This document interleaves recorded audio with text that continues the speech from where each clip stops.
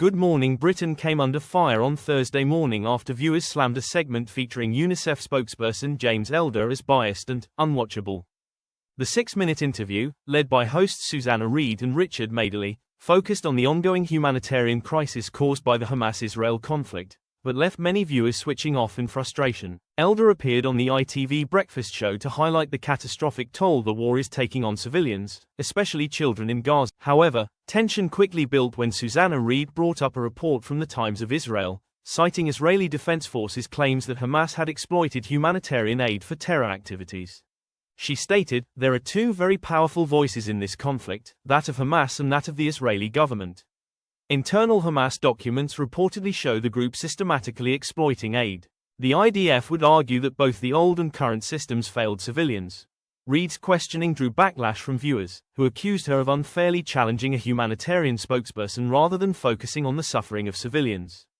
Elder, staying composed, responded with urgency, "There are 1 million children in Gaza. Israel says there are fewer than 20,000 in Hamas. Why would Hamas need hygiene kits for girls or incubators for premature babies?"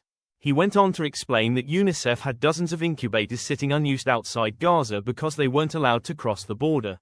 Premature babies are dying. Water isn't getting through. Children are now not only starving but suffering from dehydration. It's causing spikes in meningitis. This is a direct attack on children's bodies, he said.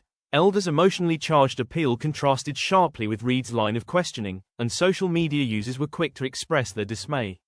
One viewer on X, formerly Twitter, wrote, "Well done to GMB for interviewing James Elder. But why waste a minute challenging him with a political statement instead of letting him talk about dying children?" Another added, "This show is becoming unwatchable." A third asked, "Why interrogate a humanitarian with unverified documents he's never seen?" Others were even more critical. "Why offer an alternative explanation when kids are dying?" One post read. Another simply stated, "This is why I don't watch GMB." The backlash underscores the sensitivity around media coverage of humanitarian crises, especially when it involves accusations that risk deflecting attention from the immediate human suffering. Despite the criticism, Elder's powerful message about the urgent needs of Gaza's children resonated with many viewers, even as the broadcast itself left a sour taste. Hoi Chat GP